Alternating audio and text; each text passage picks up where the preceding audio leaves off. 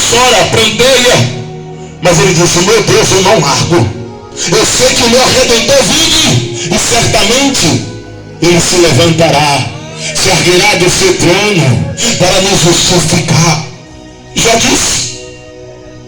Tendo em vista isso, Jesus Cristo, com 30 anos, aproximadamente 30 anos de idade, ele chega próximo a João Batista.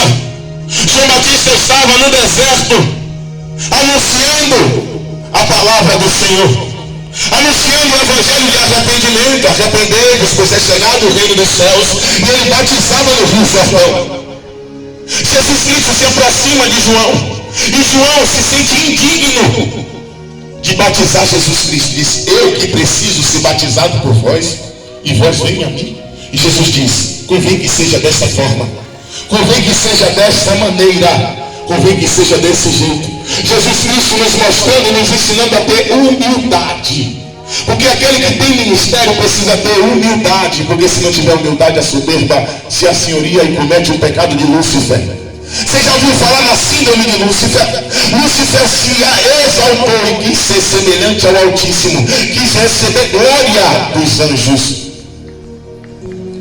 Vemos muitas pessoas querendo receber glória em altar, pastor. Meu Deus, eu quero pregar outra coisa, mas só que o Espírito Santo de Deus não deixa.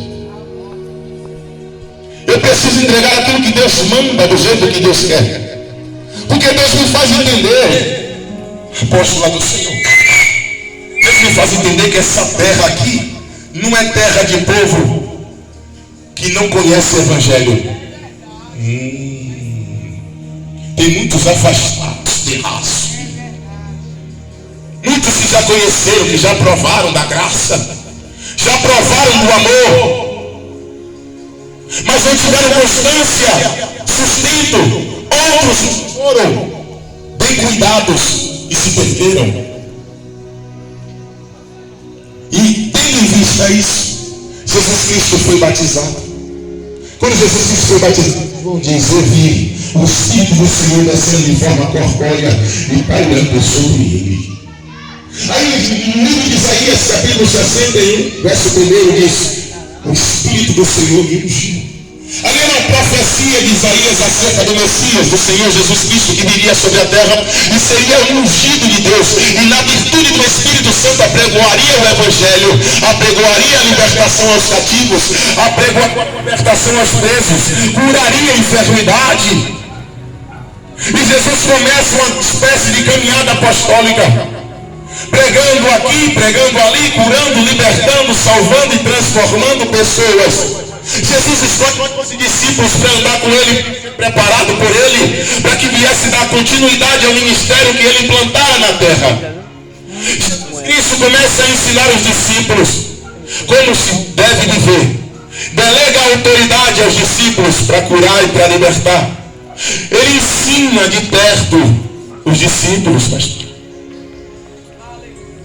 No contexto, percebemos que antes de acontecer isso, Jesus Cristo estava pregando o Evangelho, curou, libertou, transformou e disse aos discípulos: olha, entra no barco e atravessa para o outro lado.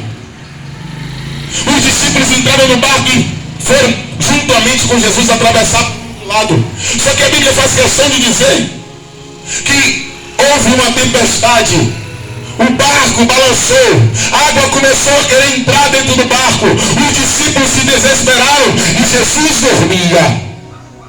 Jesus tranquilo, descansado, dormindo em meio à tempestade, nos mostrando que quem tem autoridade e quem tem presença de Deus descansa no meio do deserto e do vento, descansa no meio da dificuldade, descansa em Deus no meio da aflição, descansa em Deus no meio do deserto, descansa em Deus no meio da afronta, descansa em Deus no meio da calúnia, descansa em Deus.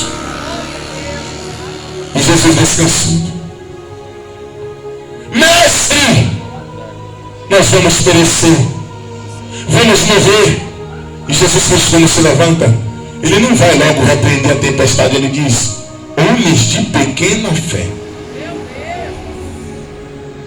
Porque os homens já estavam vendo Jesus trabalhando e operando coisas, milagres, prodígios, maravilhas na virtude do Espírito.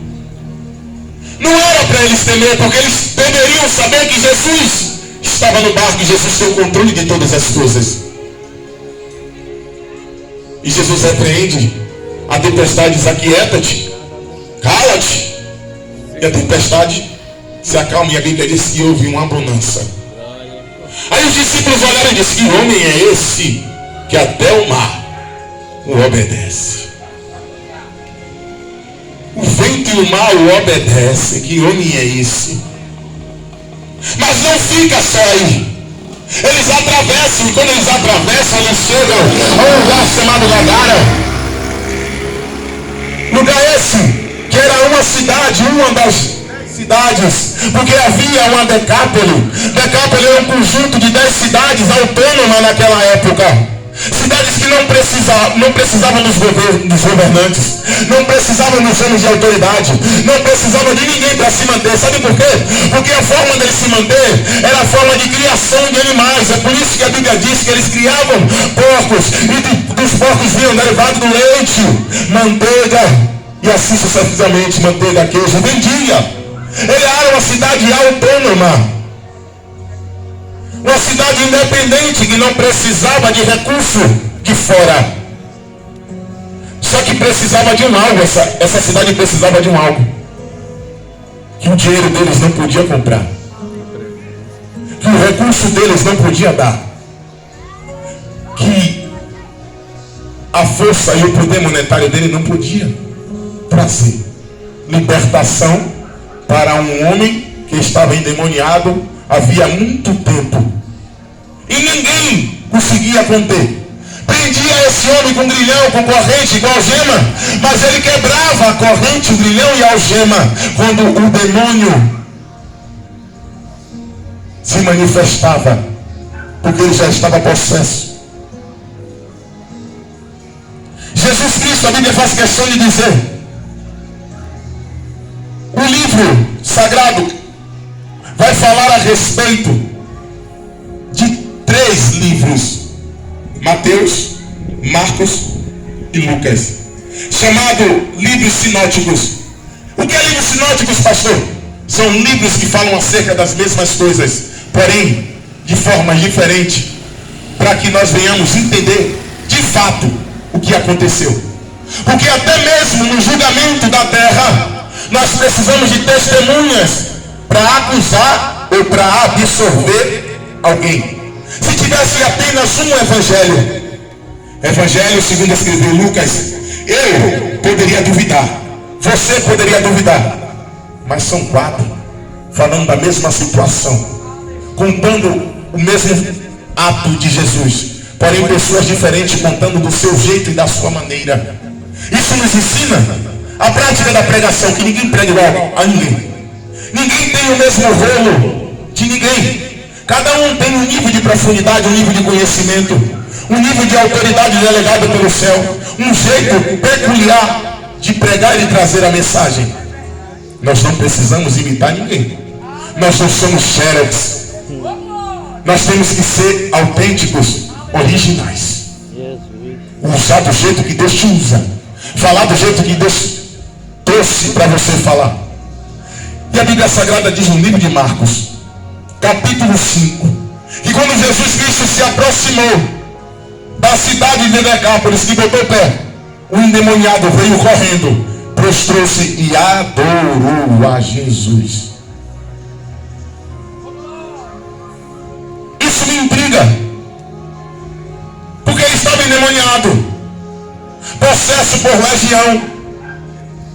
E se nós formos estudar, eu gosto de historicidade bíblica, eu gosto de pesquisar, eu gosto de ver o que os estudiosos dizem. Os estudiosos dizem, pastor, que uma legião de soldados romanos era constituída por no mínimo 6.000 soldados. De 13.000 em diante. 13.000 em diante. Era constituído legião. É por isso que a Bíblia diz que esse homem tinha no mínimo 3.000 demônios diferentes, cabeças de falange trabalhando ele. Para quem não sabe, uma falange são 7 demônios, E esses 7 demônios têm um cabeça, se torna 8. É por isso que Jesus Cristo disse que quando um espírito imundo sai de um corpo, ele anda por lugares áridos, procurando onde possa se esconder ou ficar. Não achando, volta para aquele corpo. Ele volta procurando aquele corpo de onde ele saiu. Se tiver vazio, ele entra de novo, mas não entra só. Entra ele mais 7. Ele o cabeça e a falange. Se torna 8. Aí fica uma falange. O espírito da morte, o Exu Caveira, ele é o cabeça da falange, mas não tem só ele. O espírito da prostituição tem a pombagira, mas não tem só ela. Ela e mais as. É por isso que às vezes tem pessoas que estão na presença de Deus, está até bem, está tranquilo, mas depois que sai fica atribulado. Você não consegue entender como é que aconteceu aquilo.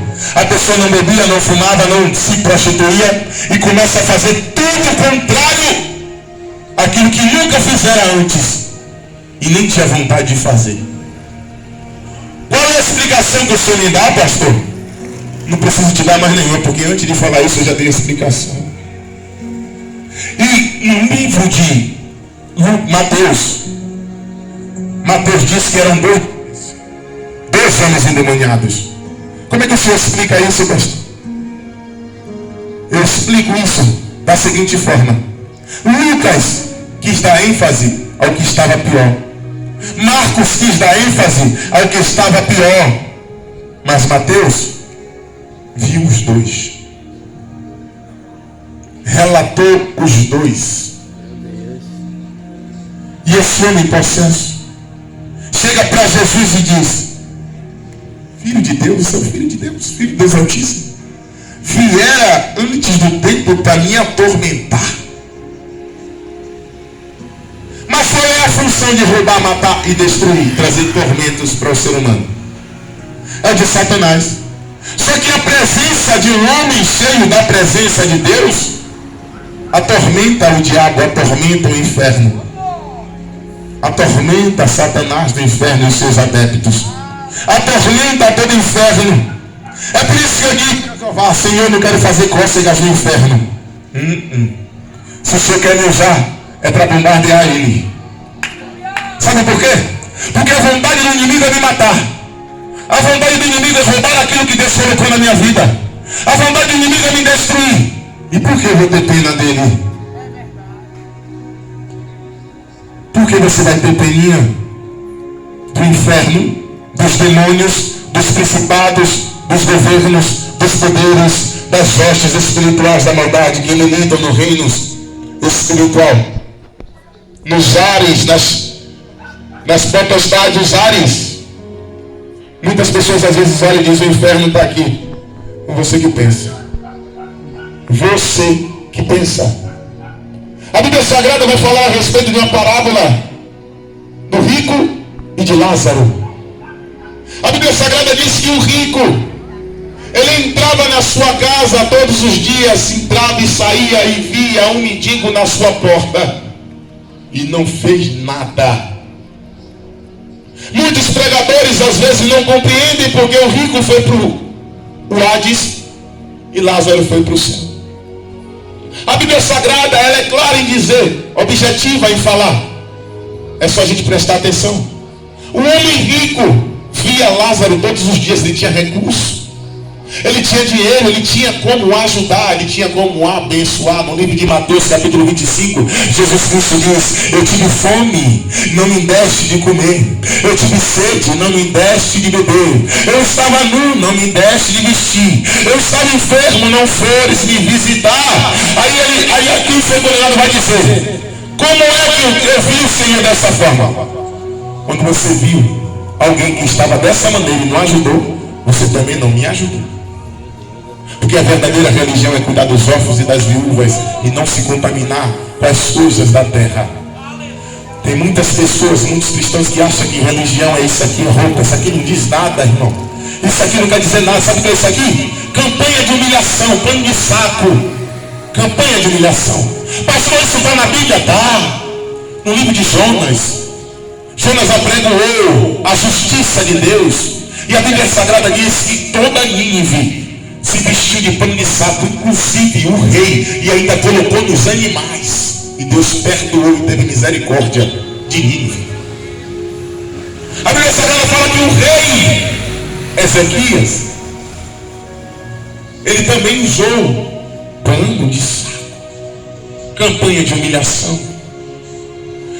Só que tem muitas pessoas que falam do que não entendem, falam do que não sabem, do que não compreendem. Toma cuidado, porque Jesus Cristo disse que toda palavra ociosa que sai da sua boca, você há de dar conta no dia do juízo. Se você não sabe, não fala. Não abre a boca para dizer o que não sabe, o que não tem certeza, para não se condenar por suas palavras, terra.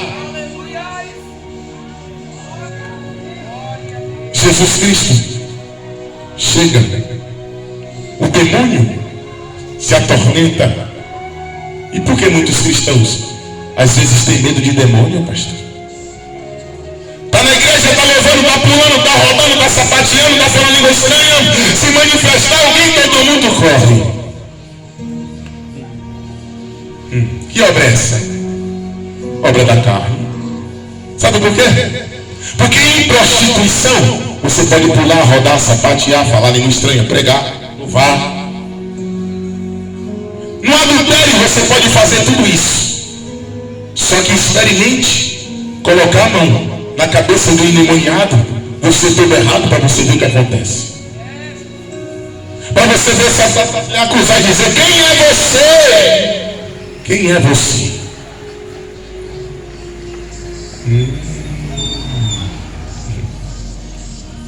Cuidado, crente.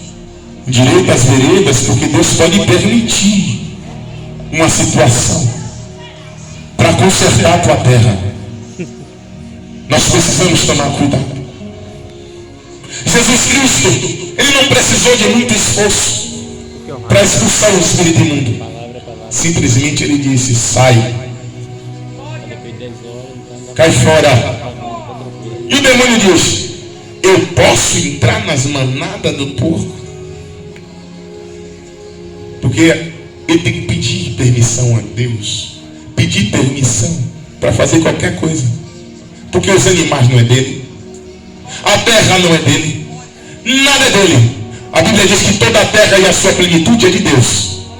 A Bíblia diz que o mundo jaz no maligno. Sabe o que é isso? O sistema que rege tudo está no maligno.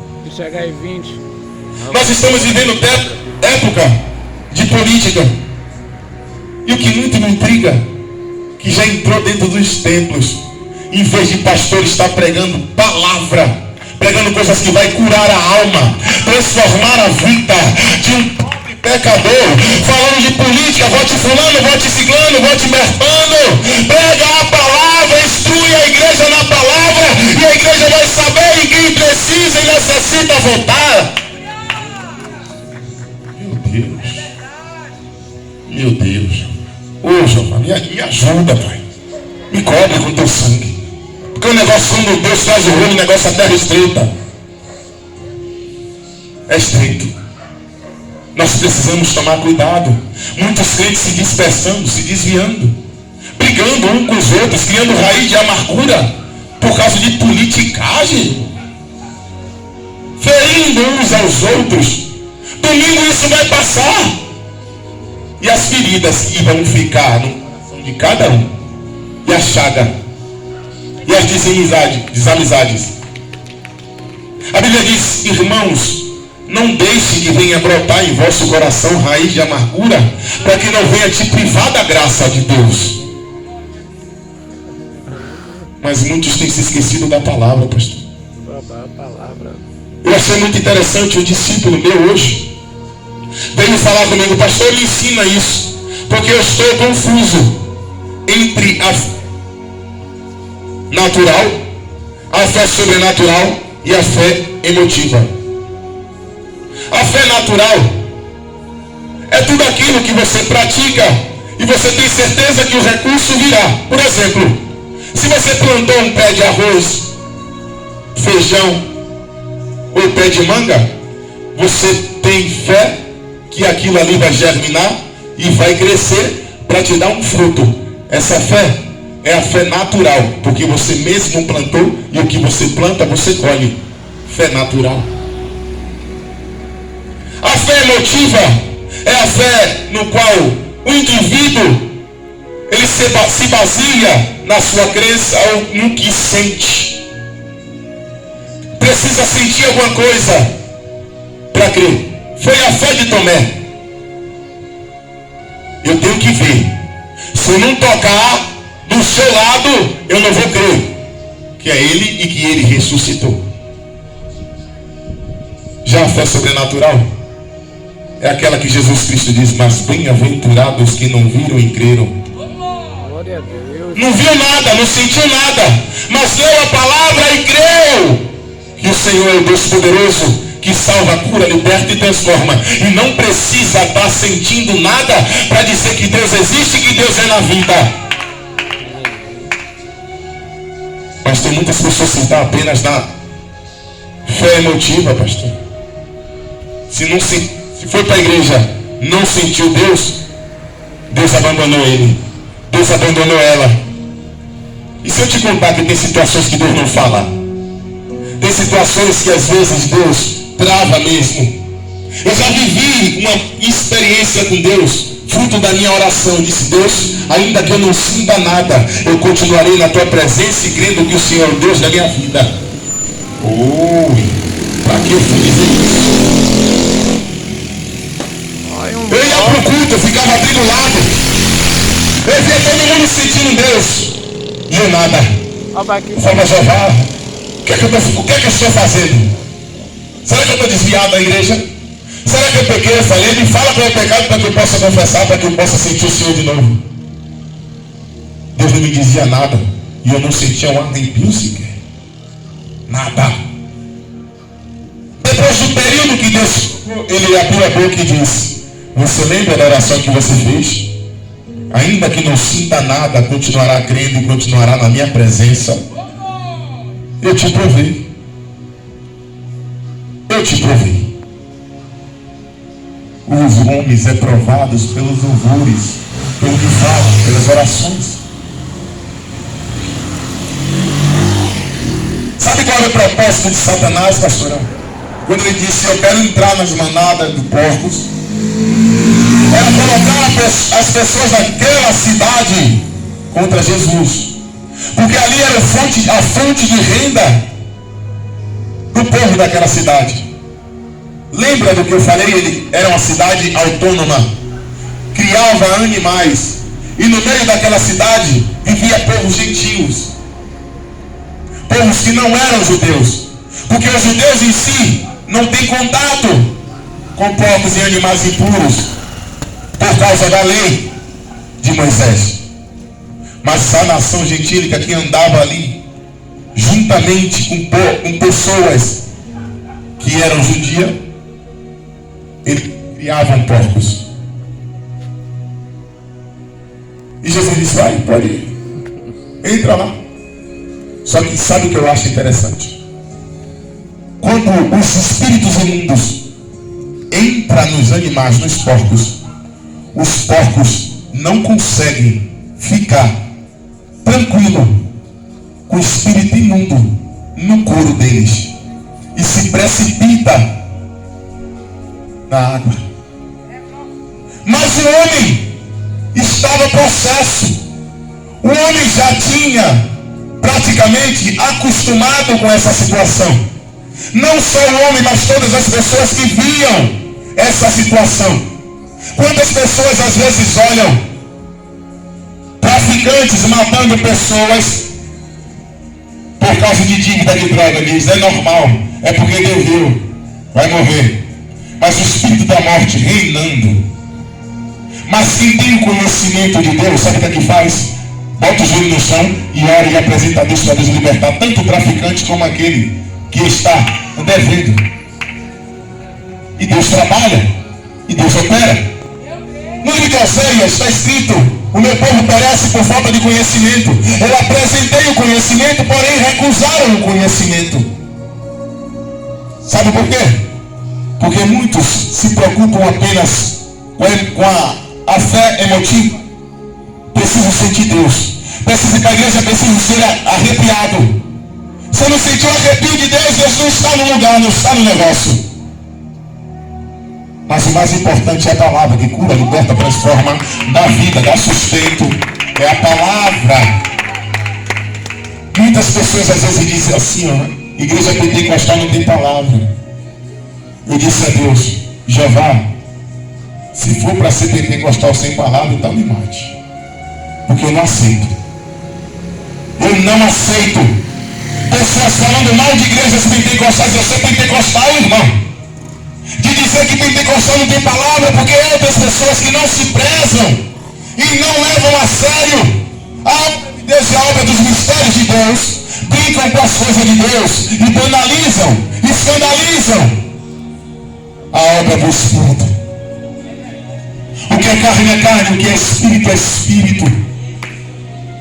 Deus me disse, meu filho, muitas pessoas falam tanto do meu espírito e não conhecem. Muitos cristãos falam do meu espírito, meu filho, mas não conhecem. Eu disse, como é isso, Jeová?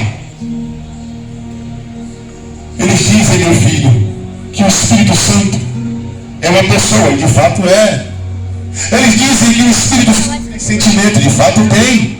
Eles dizem que o Espírito Santo tem emoção, e de fato tem. Eles dizem que o Espírito Santo tem razão, e de fato tem. Só que quando o Espírito de Deus quer se manifestar através das emoções espirituais, o homem diz, não é de Deus. É a emoção da carne. Sabe por quê? Muitas igrejas passam longe do dom de discernimento. Se tem um dom que você, crente, precisa buscar, é o dom de discernir espíritos. Para você saber que quando as pessoas estiverem lá na movimentação, você saber se é Deus, se é o diabo ou se é a carne do vaso. Mas muitos conhecimento.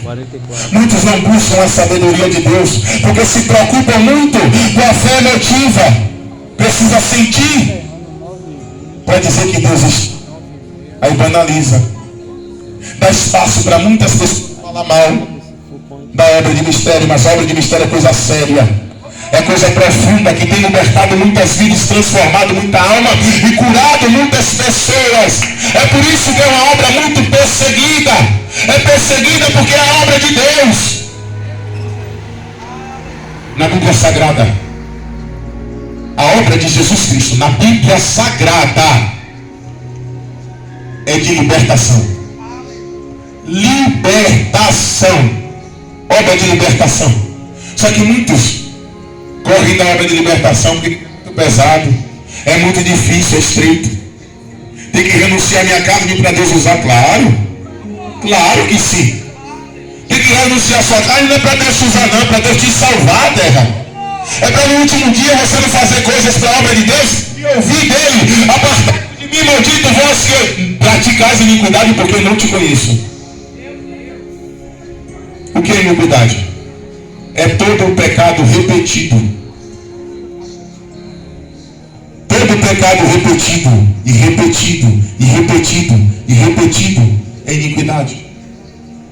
Pratica o mesmo erro, cai no mesmo erro, cai na mesma falha, e depois está no joelho, prostrado e dizendo, Senhor, me ajuda, Jeová.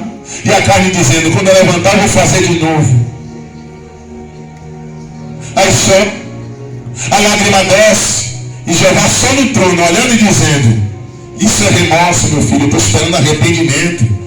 Porque arrependimento não é emoção, arrependimento não é sentir, arrependimento é decisão, é você olhar e dizer, não quero mais, vou seguir outro caminho, vou seguir outro rumo, vou mudar a minha história. É o vaso lá dizendo, ô papai, e Deus dizendo, meu filho, eu quero arrependimento, não é remorso. Chorar é pecado, pastor? Não, você tem que chorar mesmo. Aliviar a sua alma. Porque Deus deixou isso, esse mecanismo das lágrimas. Sabe para quê? Para tirar a pressão da alma. Alguém já reparou que quando chora sente alívio? Por que será? Porque a pressão do corpo sendo esvaída através das lágrimas. E Deus deixou esse mecanismo para curar, para transformar e lapidar a vida. Um coração quebrantado e contrito não desprezarás, ó Deus. Eu gosto muito da história de Davi. Muito, muito, muito. Davi não foi um homem perfeito. Davi foi um homem que teve muitos pecados, muitas falhas, muitas transgressões perante Deus. Mas procure na Bíblia Sagrada um pecado repetido de Davi. Procure um pecado repetido para ver se você vai achar. Tem muitos pecados, mas repetido não. Ele confessava e deixava. E dizia: Senhor, me desculpe, eu pequei, eu falhei, eu conheço o meu erro, transgressão. Está perante a minha face. Expulga-me dos pecados que me são ocultos. Cria em mim, ó Deus, um coração reto, um espírito reto na tua presença. Davi é um homem de oração. Se você não ora, você não pode resistir ao diabo. Você não tem condição de resistir ao diabo se você não ora. E muito menos a sua carne. Porque o diabo não pega na sua mão e diz: vamos ali fazer isso, vamos ali fazer aquilo. Não. O diabo influencia você pelos seus próprios desejos, pela sua própria concupiscência, pelos seus próprios deleites. Tiago diz no livro de Tiago 4: de onde vem as pelejas e a guerra de vós? Porventura não vem disto? Pedis e não recebeis. Porque pede mal, pede para o seu próprio deleite. Nós precisamos entender que Satanás, ele vem influenciar e dizer: faz, vai ser bom, vai ser gostoso, ninguém vai ver. Aí é que está. Se ninguém na terra vê, todos os anjos do céu vê e o Todo-Poderoso também vê. Precisamos tomar cuidado. Vamos voltar para Decápolis.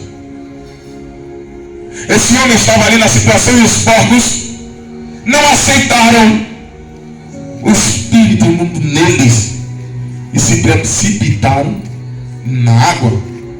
Mas quantas pessoas endemoniadas e quer continuar endemoniado? Deus chama para libertar, para sarar, para transformar, para curar, para fazer uma ferramenta para salvar outros, e diz hoje: não dá, é difícil, é perseguição, é luta. Mas o apóstolo Paulo diz que nenhuma tribulação, nenhuma luta se compara ao peso de glória que teremos lá.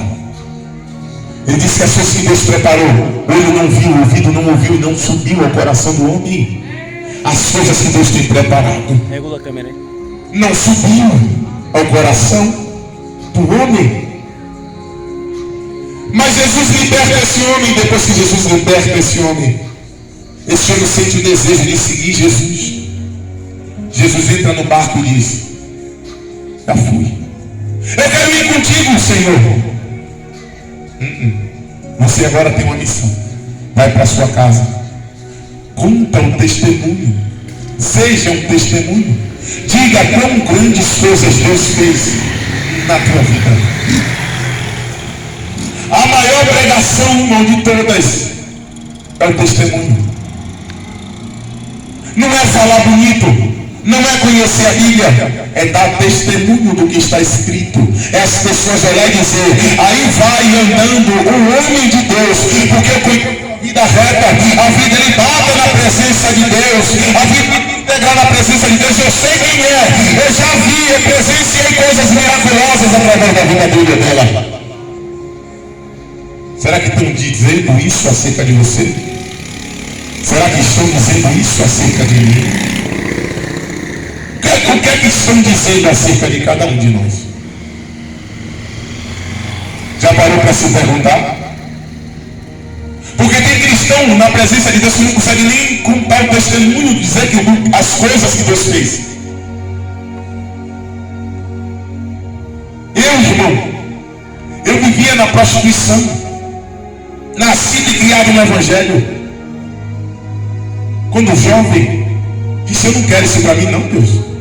Eu quero viver a vida, eu quero viver uma vida diferente. Eu quero viver no mundo. Eu nunca vivi no mundo. Fiquei deslumbrado. Mulheres e mais mulheres Satanás colocava. Onde eu chegava tinha mulher. As pessoas perguntavam, rapaz, que diabo é isso? Eu falei, é diabo mesmo. Só pode ser. Porque onde eu chegava tinha para escolher. E os colegas ficavam na molequeira. Me dá um pouquinho desse perfume. Me dá um pouquinho, rapaz. Que negócio é esse? E eu dizia, espírito maligno. Porque eu sabia. Porque eu já conhecia a palavra. Mas quando Deus disse, vem para a minha presença, vem para a minha casa, Ele não me disse por intermédio de pessoas. Ele não me disse por intermédio de pastor. Foi a voz do próprio Deus aqui no meu ouvido, dizendo assim, ó, aquele que esconde as suas transgressões nunca prosperará, mas os que confessam e deixam alcançam a sua misericórdia. Ajoelhe aí, meu filho, você não precisa de ninguém. Ajoelhe aí, fale comigo. Quando eu ajoelhei, comecei a falar com Deus.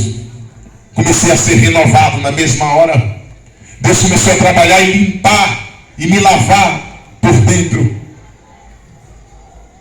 É verdade que quando você aceita Jesus Cristo como Senhor e Salvador, muitas pessoas dizem, eu não aceito Jesus, é Jesus que nos aceita. Mentira. Somos nós que aceitamos Ele sim. Quando Jesus está no contexto, dizendo, não foi vocês que me escolheram, mas eu que escolhi a vós, Jesus está dizendo para os discípulos que já estavam andando com Ele, e Ele delegou uma autoridade, Ele delegou um propósito, Ele delegou uma missão na terra. Por isso Ele diz, eu escolhi a vós para essa missão, não foi vocês que me escolheram. Nós precisamos saber e entender a Bíblia com a profundidade que ela é, conhecer o texto e saber do que o texto está dizendo e do que está sendo relatado, para não pregar achismo e nem heresia. Somos nós que temos na nossa mão a responsabilidade de ir para o céu, irmão, ou para o inferno, depende de uma decisão sua ou minha. É você que decide. É você que decide. Tendo em vista isso, o homem foi liberto pela palavra de Jesus, pelo que Deus orientou, pelo que Deus disse, pelo que Deus falou. Se você sentiu no seu coração a palavra de Deus que foi pregada, está sentindo que Deus está te chamando para um propósito, está te chamando para mudar a sua história e mudar a sua vida, vem cá na frente que eu quero orar por você.